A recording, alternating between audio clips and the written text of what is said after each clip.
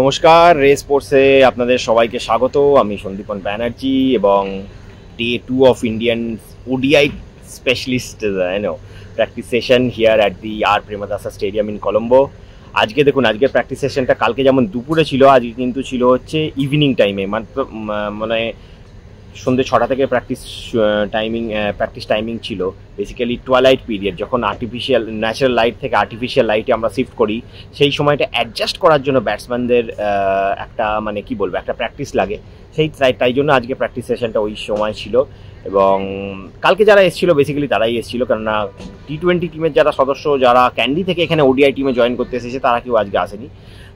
তো কালকের যারা প্লেয়ার ছিল, যেমন বিরাট কোহলি, রোহিত শর্মা, শ্রেয়াস আইয়ার, KL রাহুল, কুলদীপ যাদব, হর্ষিত রানা, এরাই এসেছিল আজ। দেখতেই পাচ্ছেন মানে আজকের যেটা, তবে আজকে কিন্তু গৌতম গম্ভীর, হেড কোচ গৌতম গম্ভীর, তিনি এখানে ছিলেন। Chairman of selector Ajit Agarkar ছিলেন। তো সাপোর্ট স্টাফ সবাই ছিল। কিন্তু প্লেয়ারের যদি কথা বলি, তাহলে আমরা যদি যারা ওডিআই স্পেশালিস্ট, যারা ওডিআইয়ের জন্য স্পেশালি এখানে এসছে, তারাই কিন্তু এখানে ছিল। এবং ওভারঅল আজকে প্র্যাকটিস সেশনের থিম ছিল কিন্তু ব্যাটিং এগেন্স্ট স্পিন। কালকে যেমন থিম ছিল ব্যাটিং এগেন্স্ট পেস, আজকে ছিল ব্যাটিং এগেন্স্ট স্পিন। মোস্টলি স্পিনারদের উপর ফোকাস ছিল এবং বিভিন্ন ধরনের স্পিনারকে নেটে রাখা হয়েছিল। কুলদীপ যাদবও নেটে বল করলেন এবং ভারতীয় ব্যাটসম্যানরা, স্পেশালি আমি যদি বলি রোহিত শর্মা, মানে আমরা দেখলাম রোহিত শর্মার কাছ থেকে একটা এক্সিবিশন অফ পাওয়ার হিটিং, মানে exhibition of six hitting. Centre wicket practice হচ্ছিল আজ, সেন্টার উইকেটের পাশে আর কি, যে উইকেটগুলো আছে সেখানে প্র্যাকটিস হচ্ছিল, এবং সেখান থেকে লম্বা লম্বা 6 মারছিল রোহিত শর্মা। বিরাট কোহলিও খুব ছন্দে ছিল, অফকোর্স বিরাট কোহলি ছন্দে ছিল। তার সাথে যদি আমি বলি শ্রেয়াস আইয়ারকে আমি ছন্দে দেখলাম। KL রাহুল এখনও is look like he is getting into the groups, but KL Rahul অনেকটা কিপিং প্র্যাকটিস করলেন। কুলদীপ যাদবও এবং হর্ষিত রানাও আজকে ব্যাটিং বোলিং দুটোই করেছে। হর্ষিত রানা এগেন, কালকেই যেমন আমি বলেছিলাম, আজকেও কিন্তু হর্ষিত রানাকে খুব ইমপ্রেসিভ লাগলো উইথ দ্য বল। মানে হি ওয়াজ গেটিং বাউন্স, দু একটা বল তো ব্যাটসম্যানদের এখানে মানে একদম কি বলবো চোখের কাছে দেখলাম যে এলো, মানে he was getting a lot of zip out of the surface. I can tell you that আমার হর্ষিত রানার বোলিং দেখে তো আমার পার্টিকুলারলি মনে হচ্ছে যে ফার্স্ট ওডিআইতে definitely he will be a part of the playing 11।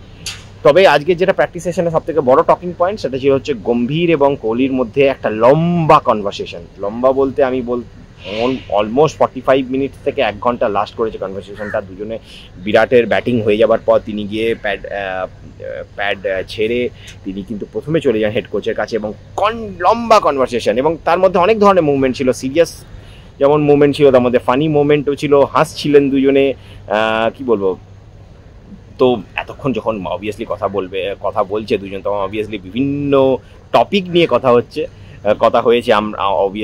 আমাদের মনে হয় আমরা যারা দূর থেকে দেখে যেটা বুঝলাম, কিন্তু সবাইকার নজর কিন্তু ওই কনভারসেশনটার দিকে ছিল, এবং সবাইকার নজর বডি ল্যাঙ্গুয়েজের দিকে ছিল। আর বডি ল্যাঙ্গুয়েজের কথা যদি আমি বলি, আমার মনে হয় it's more like getting into the grooves, getting to know each other. যদিও দুজনে দিল্লি হয়ে খেলেছেন, দুজনে একসাথে ইন্ডিয়ার হয়ে খেলেছেন, ওয়ার্ল্ড কাপ খেলেছেন দুজনে একসাথে ইন্ডিয়ার হয়ে, বাট তাও যখন গম্ভীরের রোল এই টিমে ডিফারেন্ট, তখন যিনি একটা নতুন রোল নিয়ে, নতুন অ্যাসাইনমেন্ট নিয়ে যখন এখানে এসছেন, তার সাথে পরিচিত হওয়া, এবং একটা মানে কি বলবো, এটা জাস্ট নতুন রোলে নিজেকে অ্যাক্লামাটাইজ করা। এবং Virat being a senior player of this team, তিনি গম্ভীরকে মানে কি বলবো, just he is helping him to probably for ice breaking. যাই হোক, আমরা তো দূর থেকে গেসই করতে পারি, সেটাই কিন্তু কনভারসেশনটাই থিম ছিল। গম্ভীর এখনও কিন্তু আমি দেখছি যে অনেকক্ষণ ধরে রোহিতের সাথেও অনেক লম্বা কনভারসেশন গম্ভীরের চলছে। সুতরাং Gambhir as a being head coach, আর আমার মনে হয় এটাই প্রথমবার যখন Gambhir as a head coach Virat এবং রোহিতের সাথে অন দ্য ফিল্ড দেখা করলেন, কেননা বিরাট রোহিত এরা কেউ T20 টিমের সদস্য ছিলেন না। সুতরাং আর গম্ভীর কিন্তু ক্যান্ডিতে ছিলেন কালকে। তো আজকেই গম্ভীর এসেই কিন্তু ডেফিনেটলি দুজন সিনিয়র প্লেয়ারের সাথে অনেকক্ষণ কথা বললেন নেট সেশনে, এবং এটাই মনে হচ্ছে আজকের যে নেট সেশন তার মেন টকিং পয়েন্ট হতে চলেছে। কালকে ভারতের একটা নেট সেশন আছে, কিন্তু অপশনাল নেট সেশন, আমার মনে হয় না বেশি কেউ আসবে। যা মেবি 1-2 যারা হয়তো ক্যান্ডি থেকে এখানে এসছে, তারা হয়তো আসতে পারেন, বাকি আমার মনে হয় না বেশি কেউ আসবে।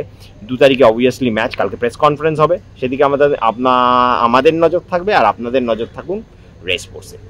রেস স্পোর্টসের জন্য আমি আর প্রেমাদাসা স্টেডিয়াম থেকে সন্দীপন ব্যানার্জি।